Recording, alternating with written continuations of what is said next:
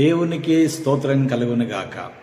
క్రీస్తునందు ప్రియమైన vision cutie fellowship YouTube కార్యక్రమ వీక్షకులందరికీ ప్రభువైన యేసుక్రీస్తు నామం పేరిట విజన్ క్యూటీ ఫెలోషిప్ తరఫున ప్రత్యేక వందనాలు, శుభాలు తెలియజేస్తూ నేటి అనుదిన బైబిల్ ధ్యానం క్వైట్ టైం కార్యక్రమానికి ఆహ్వానిస్తున్నాను. ప్రియులారా, నేటి ధ్యానం కొరకే ఏర్పాటు చేయబడిన పరిశుద్ధ లేఖన భాగము అపోస్తలుడైన పౌలు గారు కొరింథీయులకు రాసినటువంటి మొదటి పత్రిక 13వ అధ్యాయము మొదటి 13 వచనాలు. ప్రియులారా, సమయానుకూలంగా నేను మీ నిమిత్తము 8వ వచనం 13వ వచనం చదివి వినిపిస్తాను. మీరు యథావిధిగా పూర్తి లేఖన భాగం చదివి ధ్యానించాలని ప్రభు పేరట మీకు మనవి చేస్తూ ముందుగా వాక్యం చదివి ధ్యానంలోకి వెళ్దాం. మీ దగ్గర బైబిల్స్ ఉంటే ప్రియులారా, నాతో పాటు మీరు కూడా బైబిల్ తెరచి వాక్య భాగం చదువుట్లో సహకరించాలని ప్రభు పేరట మీకు మనవి చేస్తున్నాను. ముందుగా వాక్యం చదివి ధ్యానంలోకి వెళదాం.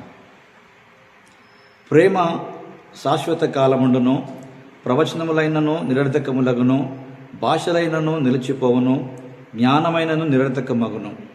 13వ వచనం. కాగా విశ్వాసము, నిరీక్షణ, ప్రేమ ఈ మూడును నిలుచును, వీటిలో శ్రేష్టమైనది ప్రేమయే.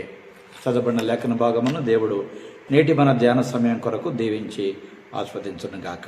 ప్రియులారా, నేటి ధ్యాన సమయంలో ప్రధానంగా ఏర్పాటు చేయబడినటువంటి ఈ పాఠ్యభాగమునకు ప్రధానమైనటువంటి అంశముగా ప్రేమ గొప్ప మార్గం. ప్రేమ గొప్ప మార్గం, లవ్ ద గ్రేటెస్ట్ వే అనే అంశమును ఆధారం చేసుకొని నేటి పాఠ్యభాగ సారాంశాన్ని జాగ్రత్తగా మనం గమనించినట్లయితే ప్రేమ ఉత్తమమైనటువంటి మార్గమని, దానిని ఏ వరంతో కూడా పోల్చలేమని పౌలు చెప్తూ వచ్చాడు. ప్రేమ లేకపోతే భాషలైన, ప్రవచనమైన, జ్ఞానమైన, విశ్వాసమైన, చివరికి ప్రాణత్యాగమైన అది ఒక విధంగా ప్రయోజనం లేనటువంటి విధంగానే జ్ఞాపకం చేస్తున్నాడు. ప్రేమ అంటే మొట్టమొదట ఇతరులను ప్రోత్సహించడం.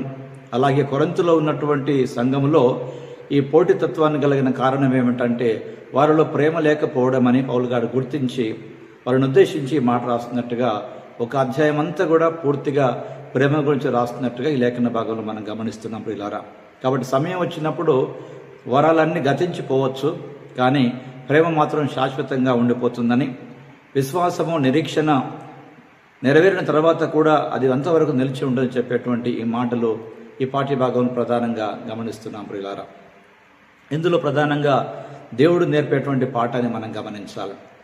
ప్రేమ అనేది క్రైస్తవుని జీవితంలో ఒక ప్రధాన అంశం. మనకు ప్రేమ ఉంటే ఇతర విషయాలు లేకపోయినా మనము ధనవంతులమే, కానీ ధనం ఉన్నా ప్రేమ లేకపోతే మనము పేదవారమే అని ఈ మాటలు జ్ఞాపకం చేసుకోవచ్చు. ప్రియులారా, కాబట్టి ప్రేమ మన సామర్థ్యాలను వాటి ప్రయోజనానికి అనుగుణంగా ఉపయోగించేలాగా చేస్తుంది. అలాగే సమయం వచ్చినప్పుడు మనం పంచుకునేటువంటి ప్రేమ మాత్రమే శాశ్వతంగా నిలిచి ఉంటుంది. ప్రియులారా, కనుక ప్రేమను గురించి లోకములో అనేక మాటలు మనం మాట్లాడుకోవచ్చు. ప్రియులారా, కానీ గ్రీకు భాషలో ప్రేమ గురించినటువంటి 3 మాటలు ఇలా చెప్పబడ్డాయి. ఒకటి ఎరోస్ అనేటువంటి మాట, అనగా శరీర సంబంధమైనటువంటి ప్రేమ.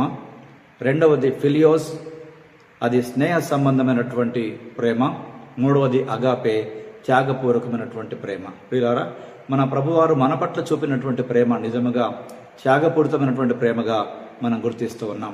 కనుక నేటి పాఠ్యభాగం ప్రియులారా, దేవుడు మనకు నేర్పే పాఠాన్ని జాగ్రత్తగా మనం గమనించినట్లయితే ప్రేమ ఇతరులకు సేవ చేస్తుంది.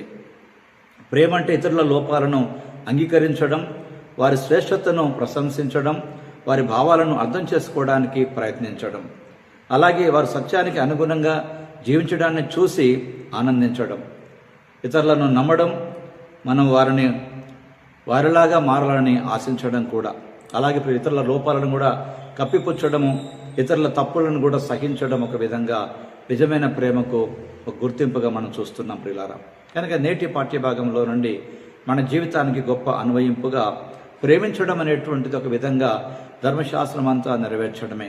ప్రియులారా, ప్రేమను గురించి ఎంత గొప్పగా చెప్పుకున్నా ప్రేమకు సరైన నిర్వచనం చెప్పాలంటే క్రీస్తే నిజమైనటువంటి ప్రేమ అయి ఉన్నాడు. ప్రియులారా, మీరు 1 కొరింథీ పత్రిక 13వ అధ్యాయం చదువుతున్నప్పుడల్లా మీకు చిన్న విజ్ఞప్తి, మీరు ప్రేమ అనే చోట యేసును గనక మీరు పెట్టుకొని చదవగలిగితే ప్రియులారా ఎంత గొప్ప అర్థం ఇస్తుందో మనం అర్థం చేసుకోవచ్చు. కాబట్టి నిజమైనటువంటి ప్రేమ ఒక గొప్ప మార్గాన్ని మనకు అనుగ్రహిస్తుంది. ఎవరైతే ఈ ప్రేమ మార్గం నడుస్తారో నిజంగా వారు యేసు మార్గంలో ఉంటారన్నటువంటి మాట ప్రియులారా బైబిల్ మనకు జ్ఞాపకం చేస్తూ ఉంది. కనుక ప్రేమే జగతికి మూలం, ప్రేమే దైవ కార్యం అన్నటువంటి మాటలు చాలాసార్లు పాట రూపంలో మనం వింటుంటాం ప్రియులారా. కనుక ప్రేమ అనగానే దేవుడు అర్థం చేసుకోవచ్చు. అందుకే గాడ్ ఈజ్ లవ్ అనే మాట మనం వింటాం. దేవుడు ప్రేమయ్య ఉన్నాడు ప్రియులారా. దేవుడు ప్రేమయ్య ఉన్నాడు, కానీ కనబడే ప్రేమలన్నీ దేవుడు కాదు.